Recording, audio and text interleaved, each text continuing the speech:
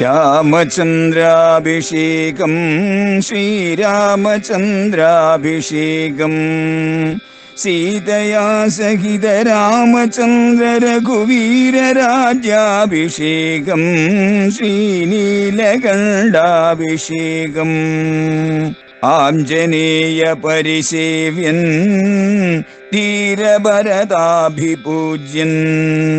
വീരലക്ഷ്മണ കുമാര ശത്രുഘ്ന സോദരാർച്ചിത പദാബ്ജൻ ശ്രീനീലകണ്ഠ ഹൃദയേശൻ രാമചന്ദ്രാഭിഷേകം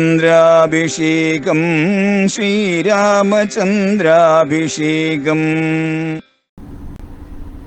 വാൽമീകി സർവഗുണസമ്പന്നനായ ഒരു മനുഷ്യനെ അന്വേഷിച്ചു. ആ മനുഷ്യനെ വാൽമീകിക്ക് നാരദനിൽ നിന്ന് കിട്ടി. ആ മനുഷ്യനെ വാൽമീകി നമ്മുടെ മുന്നില് ഈ രാമായണ കാവ്യത്തിലൂടെ പകർന്നു തന്നു. അതാണ് രാമൻ. ഈ ആരോപണങ്ങളെല്ലാം ആരോപിക്കുന്ന ആളുകളുടെ അജ്ഞത, സ്വാർത്ഥത, അവരുടെ മനസ്സിന്റെ കാലുഷ്യം. അത് മാത്രമാണ്. നമ്മൾ വാൽമീകി രാമായണത്തിലൂടെ കടന്നു ചെല്ലുമ്പോൾ ഓരോ ഘട്ടങ്ങളിൽ നമുക്കത് നേരിട്ട് മനസ്സിലാവും. അതുകൊണ്ട് അതെല്ലാം ഇപ്പോഴേ ഉദാഹരിക്കാനായിട്ട് നിൽക്കുന്നില്ല. അങ്ങനെ ബുദ്ധിമാൻ നീതിമാൻ വാഗ്മി ശ്രീമാൻ ശത്രുനിബർഹണ അങ്ങനെയുള്ളവനാണ് ശ്രീരാമചന്ദ്രൻ. അദ്ദേഹം ധർമ്മജ്ഞനാണ്, സത്യസന്ധനാണ്. പ്രജാനാം ച ഹിതേരതഃ പ്രജകളുടെ ഹിതത്തിൽ അങ്ങേയറ്റം ശ്രദ്ധാലുവാണ്, അതിൽ ആനന്ദിക്കുന്നവനാണ്. ഒരു ഭരണാധിപൻ എങ്ങനെയാകണം? അഡ്മിനിസ്ട്രേഷന്റെ, ഭരണത്തിന്റെ ഭാരതീയ സിദ്ധാന്തം, പൊളിറ്റിക്കൽ സയൻസ് നമുക്കിവിടെ കാണാം. ഈ രാമായണത്തില് ഈ ഭൗതിക പ്രപഞ്ചത്തിലുള്ള നാം അറിയേണ്ട കാലാതിവർത്തിയായ സകല കാര്യങ്ങളുമുണ്ട്. ഇതിനകത്ത് കലയുണ്ട്, സാഹിത്യമുണ്ട്, വേദാന്തമുണ്ട്. അതേപോലെ തന്നെ ശാസ്ത്രങ്ങളുണ്ട്, ആയുർവേദമുണ്ട്, ധനുർവേദമുണ്ട്, ആയുധവിദ്യ, ധനുർവേദമുണ്ട്, യുദ്ധതന്ത്രങ്ങളുണ്ട്.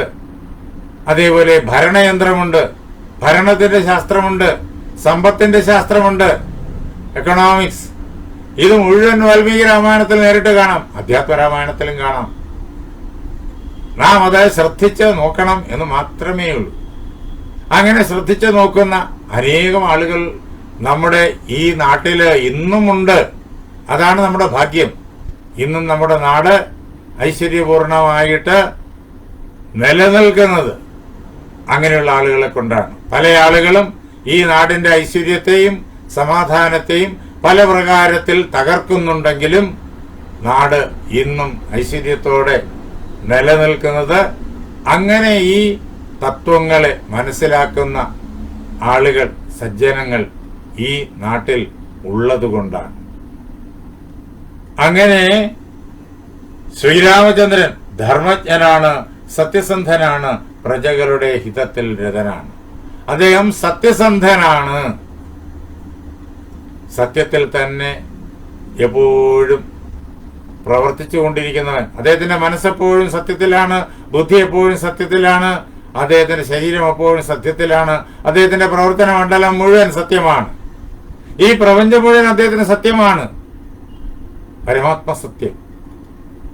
അതാണ് നാമും രാമന്റെ അതേ മനസ്സോടുകൂടിയവരായി കഴിഞ്ഞാൽ ഈ പ്രപഞ്ചം മുഴുവൻ നമുക്ക് പരമാത്മ സത്യമായി തീരും. അങ്ങനെ ഈ ലോകത്തെ മുഴുവൻ പരമാത്മ സത്യമായി കണ്ട് ഈ ലോകം മുഴുവൻ സഞ്ചരിച്ച് ലോകത്തെ പിടിച്ചുകുലുക്കി ലോകത്തെ ധാർമ്മികതയുടെ ഒരു പന്ഥാവിലേക്ക് തിരിച്ചുവിട്ട ഒരു യുഗപുരുഷനെ നമ്മൾ ഒരു 100 വർഷം മുമ്പ് കണ്ടല്ലോ. സ്വാമി വിവേകാനന്ദൻ. ലോകം മുഴുവൻ സൂര്യനസ്തമിക്കാത്ത ഒരു സാമ്രാജ്യം, അതിന്റെ അതിക്രമങ്ങൾ മുഴുവൻ നടത്തി ആഹ്ലാദിക്കുന്ന അവസരത്തില് ആരോരും അറിയാത്ത ആ ചെറുപ്പക്കാരൻ ഇവിടെ നിന്ന് അങ്ങ് അമേരിക്കയിൽ ചെന്ന് ക്ഷണിക്കപ്പെടാത്ത അതിഥിയായി അവിടെ എത്തി ആ മഹാസദസ്സിന് നന്മയെ ഉൾക്കൊള്ളാൻ ശേഷിയുള്ള സജ്ജനങ്ങളെ കൊണ്ട് നിറഞ്ഞ സദസ്സായിരുന്നു അത്. അമേരിക്കയിലെ ആ സദസ്സ്, ലോകത്തിന്റെ എല്ലാ ഭാഗത്തു നിന്നും വിവിധ മത നേതാക്കളും പണ്ഡിതന്മാരും ഒക്കെ അതിൽ പങ്കെടുക്കുന്നുണ്ട്. ആ കൂട്ടത്തിൽ ഒരാളായിട്ടാണ് സ്വാമി വിവേകാനന്ദൻ അവിടെ ചെല്ലുന്നത്, ക്ഷണിക്കപ്പെടാതെ.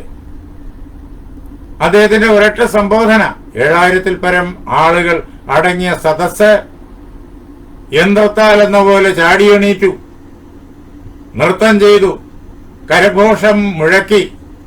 കുറച്ചു നേരം സ്വാമിക്ക് ഒന്നും പറയാനായില്ല. എന്താ ആ ആഘോഷം, ആ ശബ്ദം, മുഖരിതമായ അന്തരീക്ഷം, ആളുകൾ നൃത്തം ചെയ്യുന്നു, അതൊന്ന് ശാന്തമായിട്ട് പിന്നെ തുടർന്ന് സംസാരിക്കാനാകും.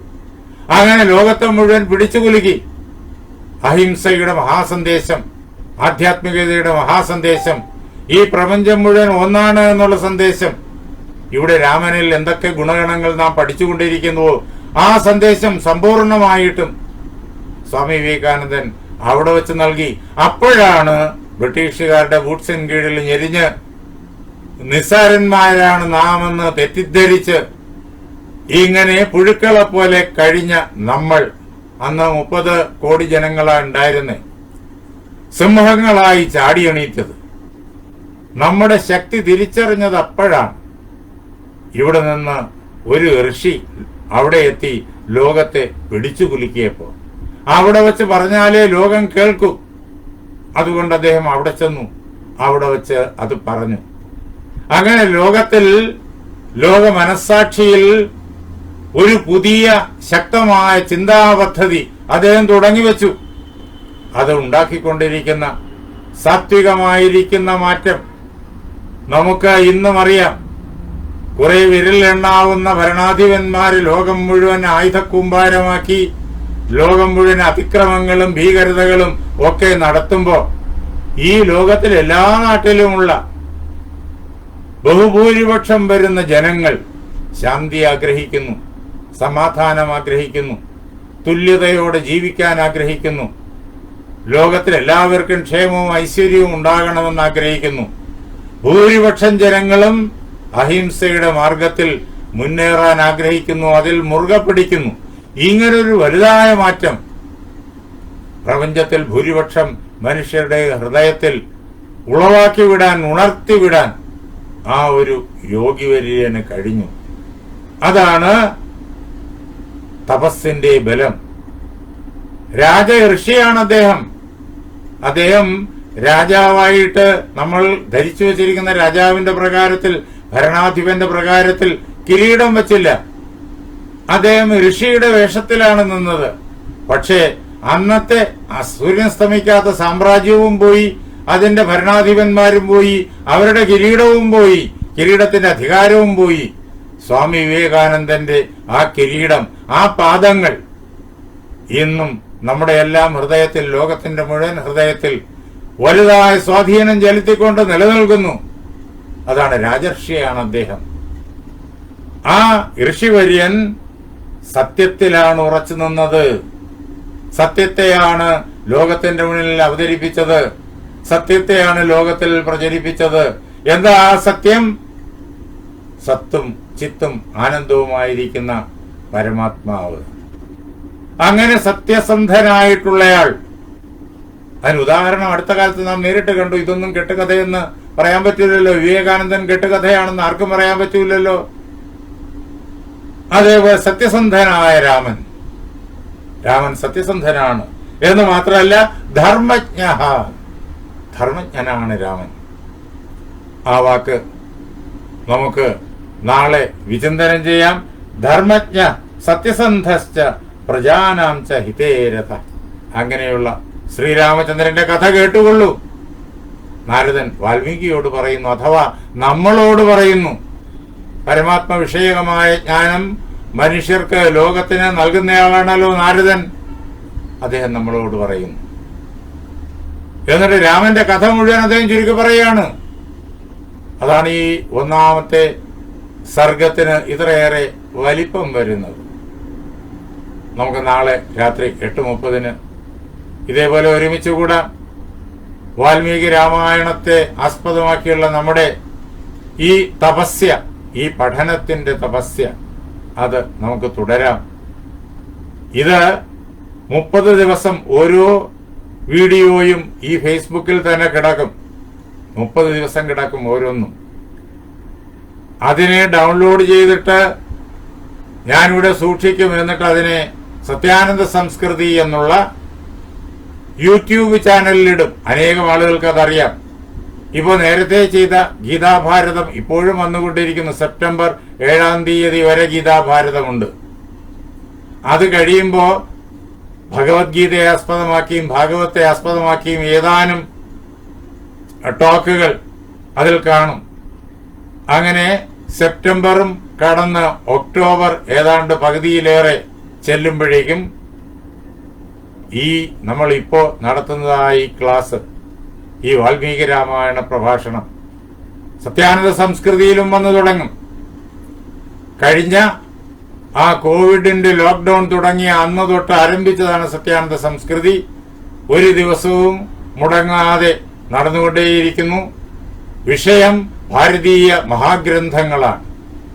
ഭഗവത്ഗീതയും രാമായണവും ഭാഗവതവും അങ്ങനെയുള്ള മഹാഗ്രന്ഥങ്ങൾ. നമ്മുടെ രാജാവ് കുലശേഖര ആൾവാർ അദ്ദേഹം രചിച്ച മുകുന്ദമാലയും ഒക്കെ ഇതിനകത്ത് വന്നിട്ടുണ്ട്. അതെല്ലാവർക്കും ഇതിനകത്ത് കയറി സത്യാനന്ദ സംസ്കൃതി സബ്സ്ക്രൈബ് ചെയ്തിട്ട് അതിനകത്ത് കയറി അതിനകത്ത് നമുക്ക് ഇതെല്ലാം നമുക്കിഷ്ടമുള്ള സബ്ജക്റ്റ് എല്ലാം കാണാം. ഭാരതീയമായ സബ്ജക്റ്റുകൾ മാത്രമേ ഉള്ളൂ. ചട്ടമ്പിസ്വാമികളുടെ ആദിഭാഷ, ലോക ചരിത്രം മാറ്റിമറിക്കുന്ന ചട്ടമ്പിസ്വാമികളുടെ ആദിഭാഷ, അതും നമുക്ക് അതിനകത്ത് കേൾക്കാം. ഇതും അതിനകത്ത് വരും. വാൽമീകി രാമായണവും അതിനകത്ത് വരും. ഗീതാഭാരതം ഇനിയും ഫേസ്ബുക്കിൽ ചെയ്യും. വാൽമീകി രാമായണ പ്രഭാഷണം കുറെ അങ്ങോട്ട് ചെന്നിട്ട് ഗീതാഭാരതവും ചെയ്യും. ഇത് രണ്ടും ഒരുമിച്ച് ഇങ്ങനെ കൊണ്ടുപോകും. എല്ലാവരും അതിന് ഈ ചാനലിൽ വരണം. അതേപോലെ യൂട്യൂബ് ചാനലിലും വരണം, സത്യാനന്ദ സംസ്കൃതിയിലും വരണം, ഫേസ്ബുക്കിലും വരണം. എല്ലാവരും ഇത് അറിയിക്കണം. എല്ലാവരും ഇത് കാണണം, കേൾക്കണം. ഭാരതത്തെ നമുക്ക് അടുത്തറിയണം. അതിനുള്ള എളിയ പരിശ്രമമാണിത്. എന്റെ വാക്കുകളാകുന്ന പൂജാപുഷ്പങ്ങൾ പാർവതി പരമേശ്വരന്മാരുടെ പാദങ്ങളിൽ, ശ്രീരാമസീത അഞ്ജനേയന്മാരുടെ പാദങ്ങളിൽ, എന്റെ ഗുരുനാഥനായ ജഗദ്ഗുരു സ്വാമി സത്യാനന്ദ സരസ്വതി പാദങ്ങളിൽ, എന്റെ പരമഗുരുവായ ബ്രഹ്മശ്രീ നീലകണ്ഠ ഗുരുപാദരുടെ പാദപങ്കജങ്ങളിൽ, ഇത് കേട്ടുകൊണ്ടിരിക്കുന്ന നിങ്ങൾ ഓരോരുത്തരുടെയും മഹാഗുരുവിന്റെ പാദപത്മങ്ങളിൽ, ആ ധന്യമായ സങ്കല്പം കൊണ്ട് പവിത്രമായിരിക്കുന്ന നിങ്ങളുടെ ഹൃദയങ്ങളിൽ ഈ മഹാകാവ്യം നമുക്ക് നൽകിയ വാൽമീകി മഹർഷിയുടെ പാദപത്മങ്ങളിൽ പൂജാപുഷ്പങ്ങളെന്നോണം സമർപ്പിച്ചുകൊള്ളുന്നു. ജയ് സീതാറാം.